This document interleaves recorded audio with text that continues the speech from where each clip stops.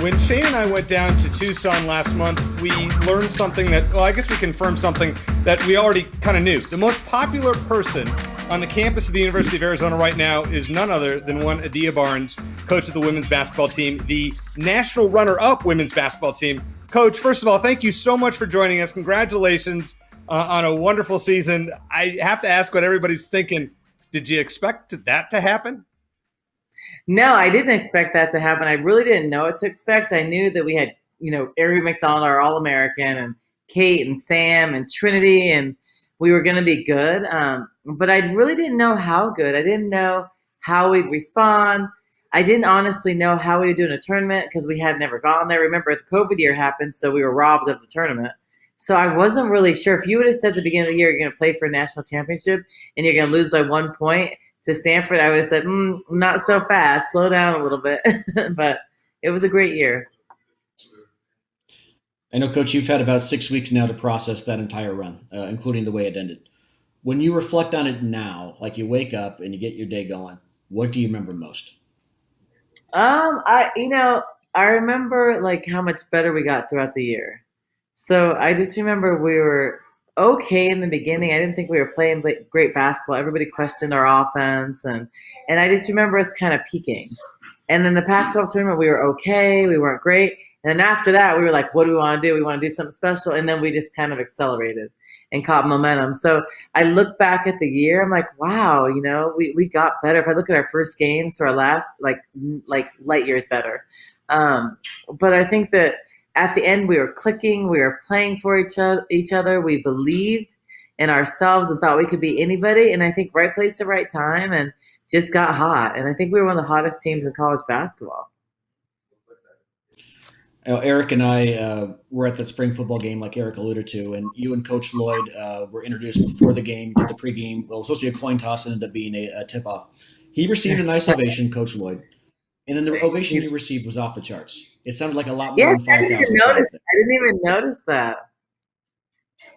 It was. There was a big difference. You ask anyone there, but I just got to ask, between that and the reception you received returning home after the championship game, what does all that mean to you personally? It meant so much. So obviously, looking back at that, I was devastated because you look back at what you could have done better as a coach and like what you could have ran earlier, who you could have played. And so like hindsight's always 2020, you would have changed 5,000 things. But I think, so that was hard to just decompress and just reflect and be positive because you lost the national championship. It's like, oh, a great season, but oh yeah, we lost, by 1 point in the national championship. So I remember devastated on the flight. I think I didn't sleep that night. I watched that play over and over again, watched the game twice. And I remember sitting there, we were watching the game on the plane again, just looking at different things. And I remember landing in Tucson and then seeing all the fire trucks and all that, but we didn't win. So it was like, oh, that's cool. And then seeing all kinds of firefighters, policemen, sheriff, a whole bunch of people. I guess, everybody just arranged everything for us. And then that was warming. That warmed my heart for sure. But that wasn't all. So then we're on the bus and I'm, upset and just just down. I feel bad. And then I see thousands of people all along Campbell. I mean, all the way from the airport, literally from the whole way, people with fans, cars, with signs, honking their horns. And literally, I saw it a little bit, and I thought it'd be a little. And I kept on seeing more, the whole entire way, the whole route. And then I pull into the arena, the football field, or stadium, and there's thousands of people. When it was last second, because our flights got changed, and it was a work day, school day, so I was, I felt wow, they were so proud of us. So it kind of helped my broken heart. I was broken a little bit. I was a little devastated, to be honest.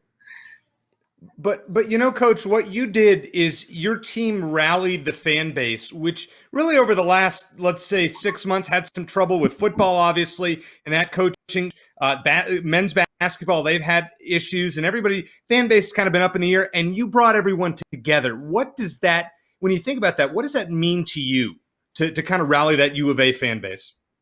Well, so like when you're in it, you're not really thinking about all that stuff. You're just kind of like in your season and you're like trying to win and go to the tournament. I was more thinking in tournament, okay, we haven't been here for 16 years. We need to do well. So I didn't even think about all that until after. And people brought it to my attention like, oh, you brought so much exciting or you brought so much pride to the city. I honestly, that didn't register to me until I started hearing that afterwards. And I was like, wow, because I didn't really know how to take it. I didn't know what was going through people's minds and COVID.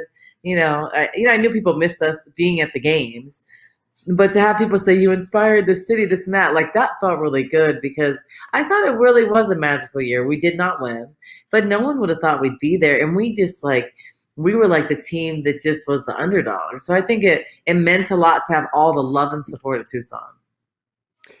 So one thing that you went viral for after the UConn game was your speech to your team. I think most people, I'd say 98% of people that I came across loved it. I think you gained a national support because of it. But there were some haters out there. Just explain what was going through your head at that moment and what the impact has been since. So at that moment, I didn't really care. I had something to say to my team, and I was so proud, and I was so happy the way we came out. And we just like punched, and we played so good. We played together. We were tough. Our first time ever being there against a national powerhouse that's been there like every year. When they're not when they're not there, it's a shock. So I was so proud of that. We could have like been afraid and like been peeing in our pants, but we didn't. We were just like, let's go. So I was proud and I was happy. And so I brought them in. And I knew to bring them in tight because I had something to say to them. So I brought them in tight a little bit. And then I just told them basically that no one believed in us. But look around. We all believed in each other. We all fought for each other. We did what we set out to do. Who cares if we were left out of promo, left out of everything? No one even counted us, but we're going to the championship. We got one more game. And I said, basically, forget everybody that didn't believe in us. And they were like, yeah, you saw the team. So it was a passionate, special, like I was loving on my team. So I wasn't going to apologize for that.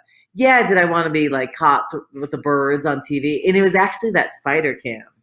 So it was like that little camera that zoomed in on the wire. Like if I would have known that, I probably would have just did that in the locker room. But in that moment, I was so happy, and I was like so happy and proud. But you saw after I said it, they were all like, yeah, they were all going crazy because we did feel that way. It wasn't about UConn or anything. It was about us. And then like no one in the world thought we'd do it. So, and honestly, the funny thing is I saw a couple negative things. So I just got off Twitter looking at it, but not one comment from one recruit was ever negative. I had thousands of recruits, and like every single recruit that I talked to said, after that, I was like, I want to play for her. Like we got for the players, it was like awesome. Now as a mom and a role model, I'm a very good role model. I think that was a moment, but I was like thinking, if I'm like a mom looking, I was like, yeah, I want you to coach my kid because it's not like I'm doing that and cussing all the time. I just had a moment to tell them, hey, this is but it was about us. It was like protecting them. It wasn't like cussing at someone else, Right. And if you did that all the time, they probably wouldn't have responded the way that they did. Yeah, I never do that. If you see my demeanor on the side, I'm not like crazy. I'm not like cussing. That's just not me. So that's, I think when I said it, they knew what I meant because I could have used different words. I could have said, screw everybody. But at the time I was looking at them in the eyes and they were just like so happy. And I was basically like, screw everybody didn't believe in us. And I felt that. So I wasn't going to apologize for that because I was loving on my team. And that was a moment with my team. Did I ever want everybody to see it? No. Did I want to be a meme on social media? Not really. But like I felt like I did the right thing for my team. All right, so I have a list of questions for you here it's not on my list because you mentioned you're thinking about what it coulda, shoulda in that last game. That last play, Aries got the ball. I know she had to shoot it. I get it, but Stanford sold out on her. Triple teams. You got Sam open. You got Bendu open. Is there any thought from you about maybe I should have given her the option to pass the ball there, or did Aries have to take that shot? Well, I mean, you can always pass the ball. It's always an option. But it's like it's not what I would recommend. But the problem is the play wasn't executed because then she wouldn't have been able to be triple teamed. So the timing of our screens were bad because Aries shouldn't have also caught it with triple teams because if the play was executed, if someone triple teamed, they would have a layup. So I think that it was just unfortunate, a play that we normally run and like a play that is a really good play that, if it was executed right, she wouldn't have been able to be triple teamed and she would have caught the ball at the free throw line. So I think that was hard, thinking about that, because I put her in a situation because it wasn't executed right. She caught it. That's almost an impossible shot over three people. Now there's other things like Trinity going back door, all those things. But in the heat of the moment, those are really hard things to recognize. And I think that you have to give your best player the ball in those situations. But if it was executed, it would have been a better shot. And she still almost made it too, which was remarkable. So Yeah, I which was almost was surprised that it didn't go in because I know, like a lucky prayer, but that's the hard thing. So as a coach, it's like, let's say I drew up a play for backdoor, knowing the area was going to get doubled. Thank you. And then for backdoor, to go to Trinity, and then if Trinity missed the layup, the whole country would have been saying I didn't put the ball in my best player's hands.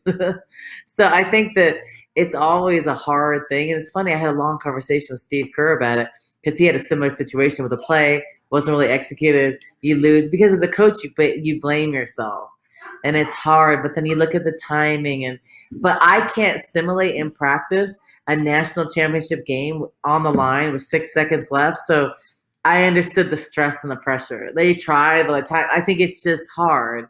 So we've never been there. So the next time we're in a situation like that, we're more prepared because we've had that feeling. So that just comes with experience. So I know Aries obviously moved on, as has Trinity, to WNBA. You've got a lot of great recruits, transfers coming in. How do you replace someone like Erin McDonald, or is that even possible?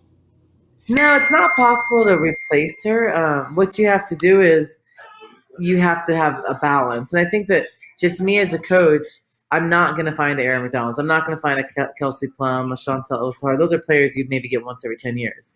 So what you do as a coach, you want to have balance on the championship team because the championship team isn't so reliant on one player.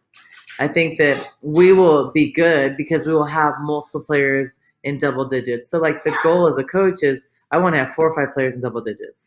I don't want one 25-point-a-game player unless she's awesome, like Ari, or phenomenal, and Ari's so fast and can't guard her. But you want multiple players of 15, 17, 18 points.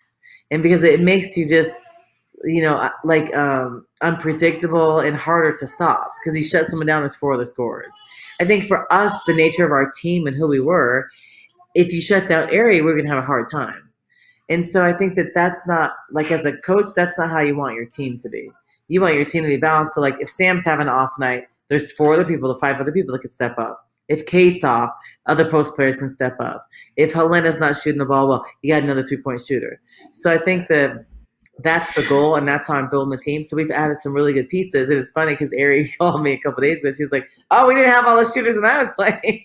So it's kind of funny because now we're going to shoot the ball better, be a little bit better inside. But we also went to the championship game, so it's much easier for me to get the Araya Copelands and the Coy Loves because they just watched us play for a national championship, so they want to come here. And the kids are excited. A lot of kids watch the way I coach, and they want to play here.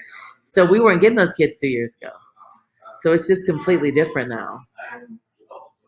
So what has your life been like since the national championship game? You've been on NBC and a special. You've coached, been an assistant on Team USA, and you're getting, as you said, players that normally you wouldn't have gotten before. Just kind of talk about that whirlwind over the last month and a half. Well, it's funny. So the USA thing I committed to back in November. So I think it looks like, oh, she went to the national championship and got, but I committed in November. So that's funny. So I was laughing. I was like, oh, people probably think I went and just got that. But it just wasn't released, so I couldn't say anything.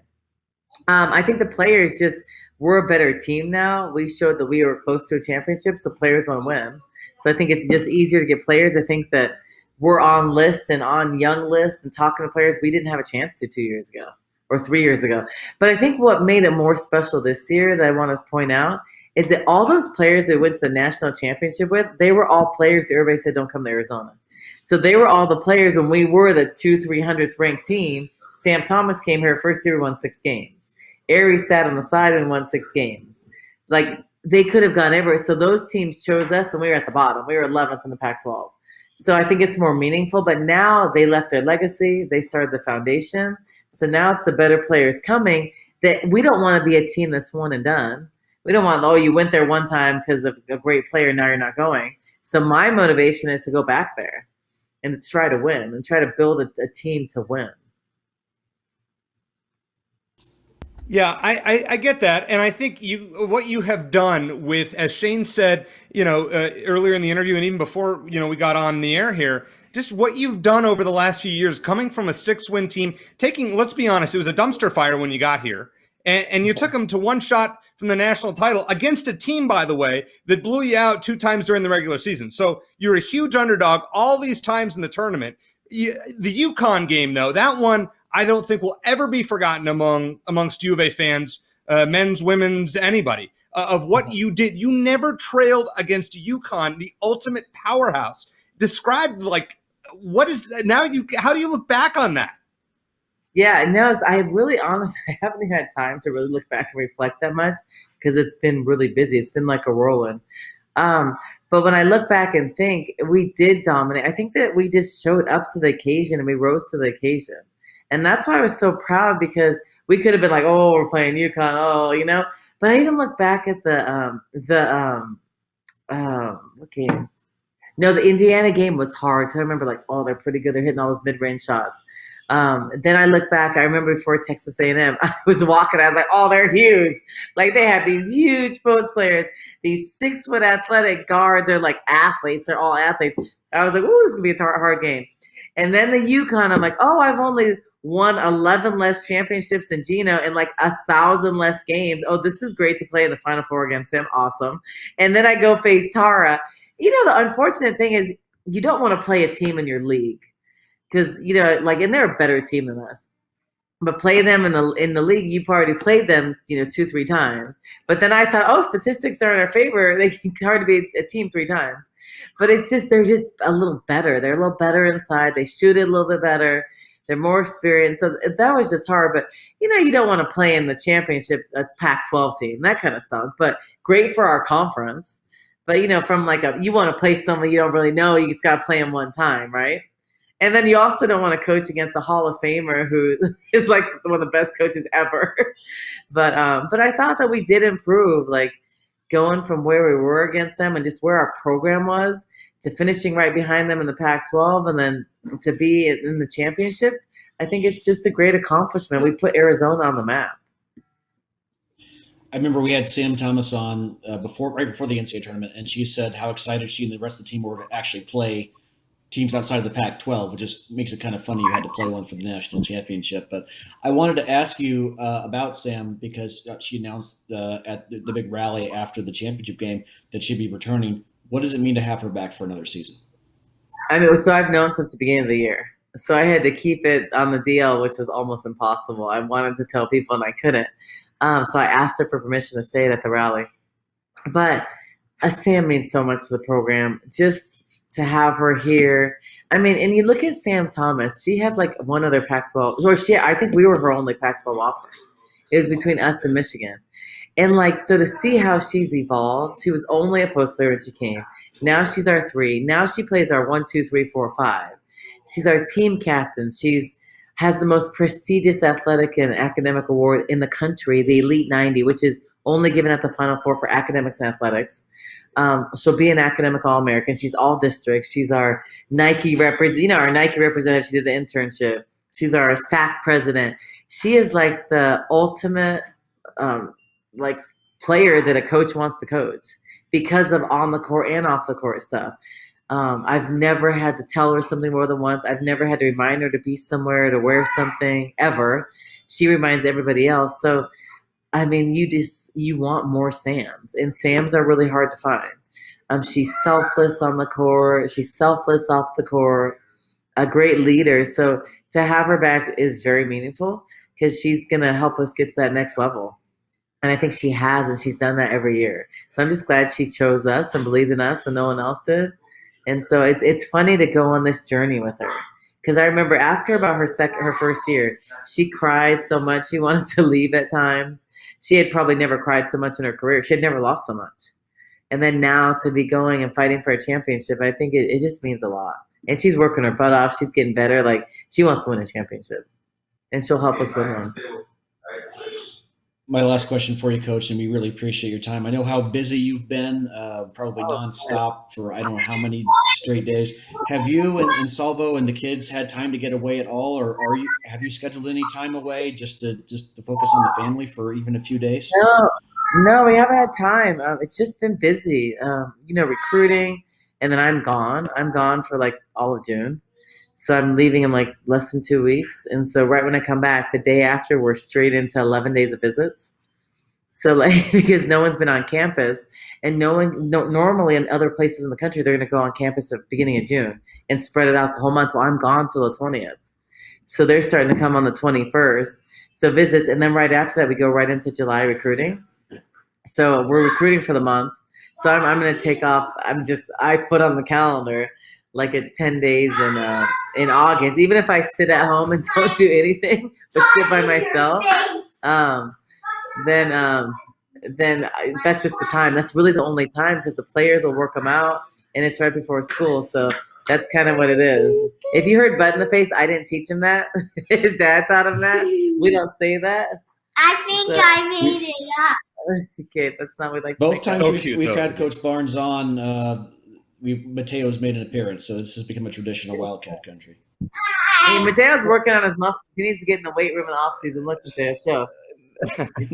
Well, Coach, we thank you so much for you and your team for making us so proud, in this, not only all season, but then in March and in early April. Just amazing, as I said, how you galvanized the fan base.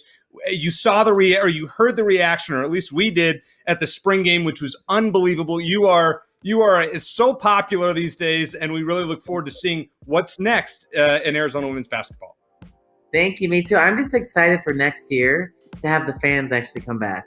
I think for us, it's hurt us so much not being able to play in front of great fans this magical year. So I'm hoping that we can lead the Pac-12 in attendance, and I really think we can. And just sell out McHale and make McHale the hardest women's venue in the country to play in. So I'm excited for that. Thanks, Coach. Thanks, you guys.